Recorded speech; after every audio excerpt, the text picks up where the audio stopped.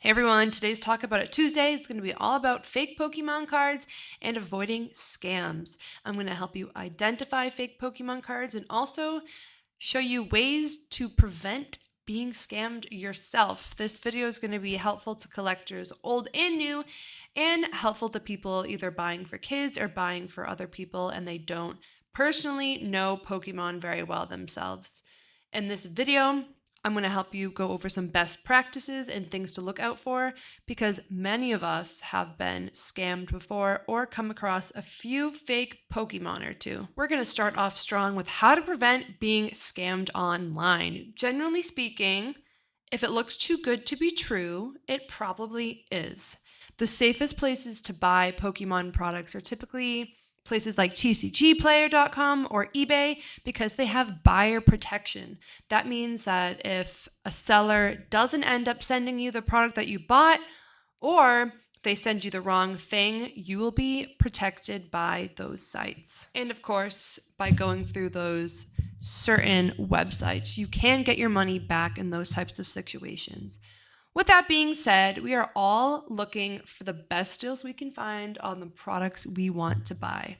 Places like Facebook groups, Facebook Marketplace, Craigslist, local card shows, trade events all help sellers avoid paying high fees from third-party marketplaces, which can allow them to pass some savings to the buyer. In some situations, you might see as much as a 15% discount buying with cash to someone local, but with that comes its own risk that eliminates buyer protections. So as a purchaser, you need to make sure you are researching diligently. Knowing the price of the product you want to buy is important. If someone is trying to sell you a $150 card for $10, that is definitely a major red flag.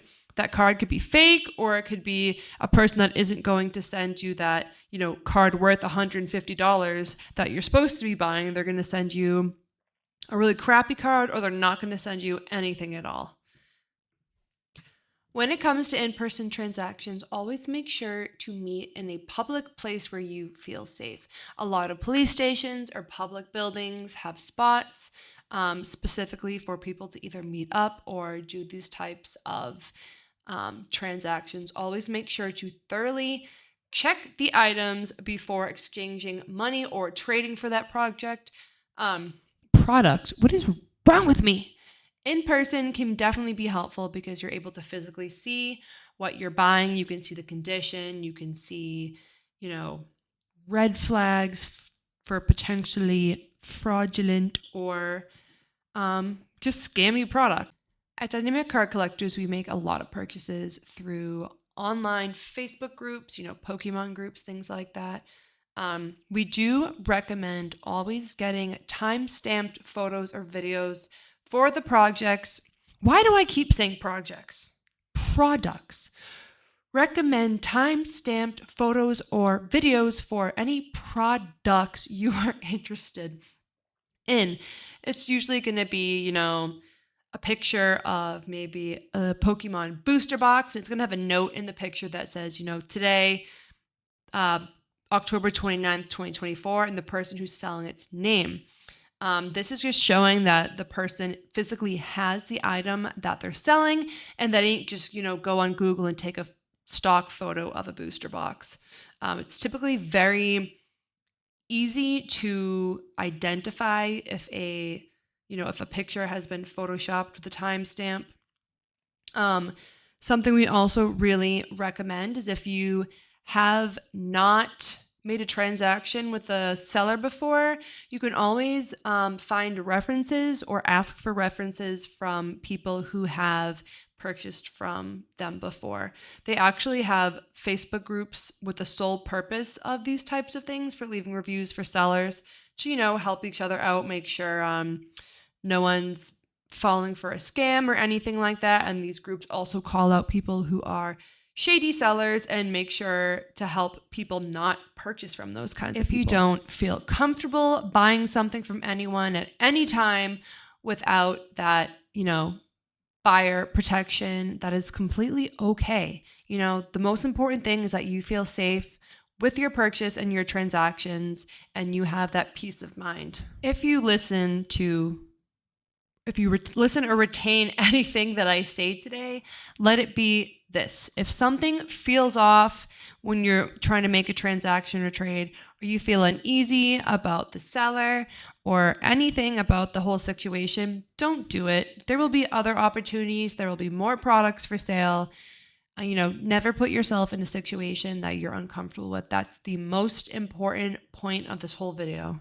All right, we have discussed how not to be scammed online. Now we're going to talk about identifying a fake Pokemon card. If you think a Pokemon card might be fake, there are quite a few steps that you can perform. First step, all right, if you think a Pokemon card might be fake, you're going to grab it. You're just going to rip it in half, just like so. If it's real, the center of the card is going to be black. Just kidding. Definitely don't do that. You don't want to destroy the card. But I don't know if you can really see here, but if you look on the side of the card, it looks like there's multiple layers. Fake cards will not be able to duplicate that easily. A second test you can do is to compare your suspicious Pokemon card with a card that you definitely know is real. They should be the same size, they should be the same thickness, they should be the same rigidity. If a card's super floppy, it's probably fake. If a card is super stiff where, it has zero bend, that's probably also fake. Sometimes fake cards will be printed on photo paper, like the ones you pick up from CVS at the photography shop, or way too thick cardstock, okay? So that's your second test. Yeah, if you have a Pokemon card and it's, this big, it's probably fake, okay? And the third test to identify a fake Pokemon card is going to be reading the card. Read all the text, look for spelling, grammar errors, any card that has Pokemon written out without the accent over the E. It's going to be fake, anything that doesn't say either Pokemon or Pocket Monsters, that's going to be fake as well. All right. Also, you're going to want to look at the HP attack values more than 1,000, okay? If it's like 10,000, that's definitely fake. Card. Make sure the energy is the one that's supposed to be there, okay? Make sure the name on the card matches the character on the card. I saw a fake card today online. It was a Charizard card, but the name of the card said Caterpie. So that's a super obvious error. A lot of the times scammers don't do something as silly as that. They'll really try to make it look as, similar as possible to the real thing. But you can, encounter some very ridiculously silly fake Pokemon cards. All right. The fourth test, we're going to compare the back of the card to a known authentic card. If they are both real, the backs will essentially be identical. It's really difficult for scammers to duplicate the contrast between the border here in the middle of the card. Typically, if it's a fake card, they kind of bleed in, the border bleeds into the middle. The border might be really light blue, like almost matching the actual middle here. Like I said, look out for bleeding borders where they kind of, fall into the middle, and faded colors too, faded washed out colors. Could be a red flag for a fake card. Okay, our fifth test, all right? Look up the card online. I suggest using TCG Player. That's where I look up every single card for any reason that I'm looking at. Make sure that card even exists. Make sure it's a real thing. Sometimes they might have a Lugia V alt art fake card that's from Crown Zenith when it's supposed to be from Silver Tempest. So that's obviously, those two things do not match. If you do find the card online, compare fonts, energy symbols, HP value, set number, symbols, foiling where there shouldn't be or where there should be. Make sure you're comparing to the correct version of the card as well, because some cards have many versions, okay? You might have a card that looks like it's from base set, but it's actually from Celebration. So you want to make sure you're comparing to the correct version to get the most accurate test results as possible. All right, those are 5 tests that you can use to determine if your card is a fake. Now we're going to talk about spotting faked sealed products. Once again, if a product seems too good to be true, it probably is. You know, if you really want a base set booster box and it's going for $200, I can guarantee you that is not real at all, okay? If you're ever looking for the newest sets for Pokemon, we get all of our products from distributors. They have a 100% guarantee that they are real and authentic. You can buy products from us at dynamiccardcollectors.com. You can find us on TikTok, Instagram, and of course, YouTube. If you've been enjoying this video or our shorts or other Talk About It Tuesday episodes, please like and subscribe, share to your friends. We would greatly appreciate that as we are trying to grow our platform. But back to spotting fake sealed products. A lot of scammers will reseal products with products other than what they are advertising, or the entire product itself doesn't even exist in the Pokemon universe. For example, we'll use base set. Someone could be advertising a base set booster box, and for those you can't see on the sides like modern, there's like a little hole so you can see some of the packs in there. Some scammers will just fill a booster box up with energy cards and sell that as a multi-$1,000 product. So that is awful, and we want to help protect you from that as much as we can. So Wizards of the Coast era booster boxes are going to have the Wizard of the Coast stamp on the plastic seal, and post Wizards of the Coast are going to have that Pokeball stamp on the seal. This alone doesn't guarantee a product's authenticity. Many scammers will reseal products with authentic wraps, but it's really important to look to see if the seal looks tampered with and clean. Also, there should be some wiggle room with plastic on booster boxes or sealed, especially booster boxes. ETBs not so much, they don't really move around in their plastic, but booster boxes do. If the plastic is like crunchy or if it's like vacuum sealed way too tight, that can also be a red flag. Something you should also do is check for the writing on the box, spelling and obvious grammar mistakes, other images besides the ones that are supposed to be on the box. I was up in New York earlier this year, and I was at a lot of, what do you call those? Souvenir shops, and they had a Paradox booster box for like $30. It had characters that were not even in Paradox Rift. It had like other references to other sets. It was clearly fake because of all of those reasons, and also because it was $30. So definitely be wary of that, especially if you are not familiar with Pokemon.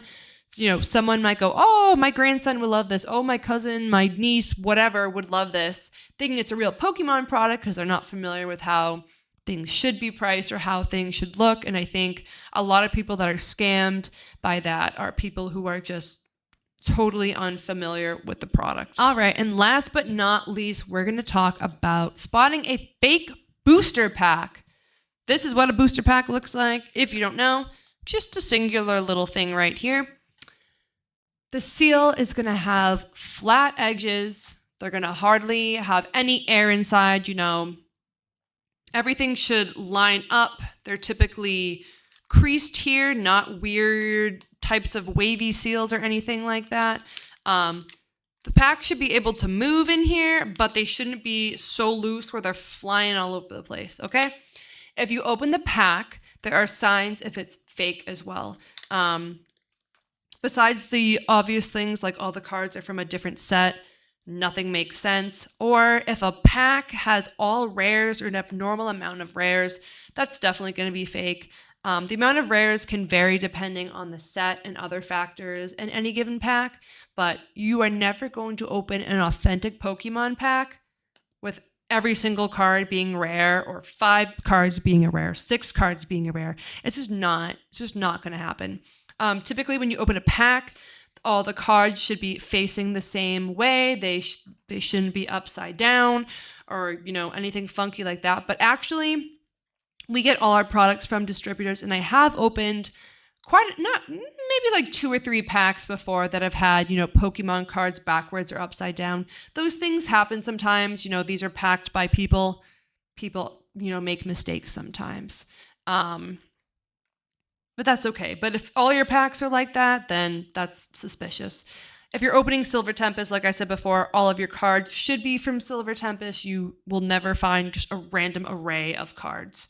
So, yeah. All right, everyone, that wraps up today's Talk About It Tuesday, all about identifying fake Pokemon cards, fake sealed products, or scammy products, how not to be scammed online.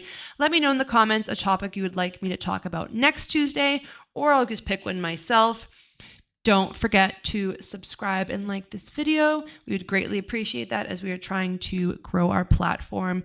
Check us out at dynamiccardcollectors.com on TikTok and Instagram, Facebook as well. Give us a follow on all of those. And if you're ever looking for the newest sets from Pokemon, feel free to give our website a look because we'll definitely have all those products. All right, I hope you have a lovely Tuesday this Tuesday, and I will see you next Tuesday.